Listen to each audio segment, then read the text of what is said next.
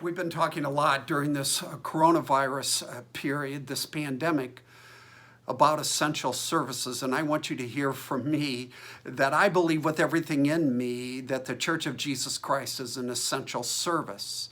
And because we don't merely go to church, but we are the church, that means each and every one of us who know Jesus Christ are an essential service to the people around us, people we work with, people in our neighborhoods, our apartment complexes, kids in our schools.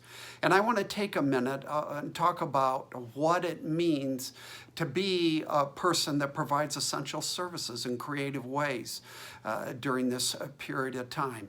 I want to talk about what it means to love our neighbor in this period of a coronavirus. It was just a couple of days ago that I saw this played out in my home, as Rhonda spent an afternoon doing some cooking, buying flowers, and wrapping a couple of presents.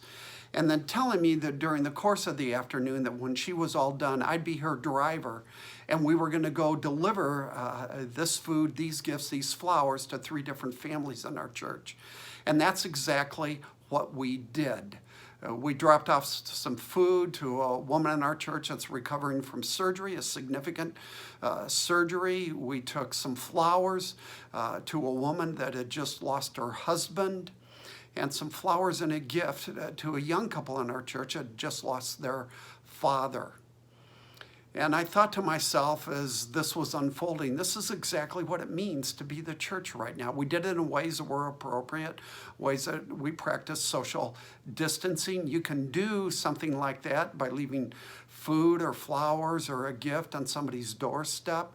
And in our 3 cases, there were people right there, and Rhonda got out of the car and gave the food, the flowers, and the gift to people, but all in appropriate ways.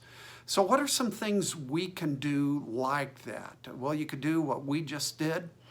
I want to encourage you to call people that God lays on your heart, people that you know might be struggling, people might be discouraged right now. If you're a millennial, I want to encourage you to text your friends, whether you're calling or texting.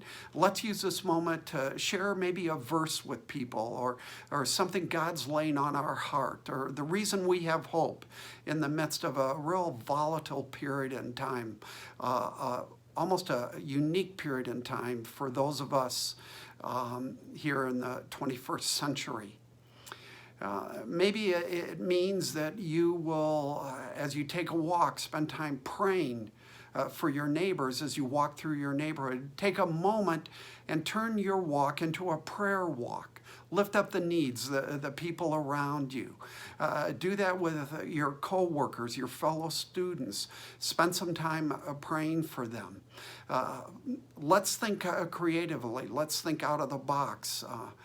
Maybe there's different ways you can get at that I haven't even mentioned.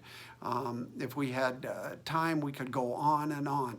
But I just want to encourage you to be the church. Let's lift up Jesus Christ to the glory of God by loving our neighbors during this coronavirus pandemic. Let me conclude by sharing with you 2 verses that really mean a lot to me, that talk about what it means to be a believer during a period like this, a crisis like this. These verses come from Galatians chapter 6, and they're verses 9 and 10. And Paul says this: "Let us not become weary in doing good, for at the proper time we will reap a harvest if we do not give up." Let's not give up, church. We provide essential services. And now I move to verse 10. "Therefore, as we have opportunity," and you have abundant opportunities, "let us do good to all people," not just a few people, not just people we know, but to all people, especially those who belong to the family of believers. Let's do that together.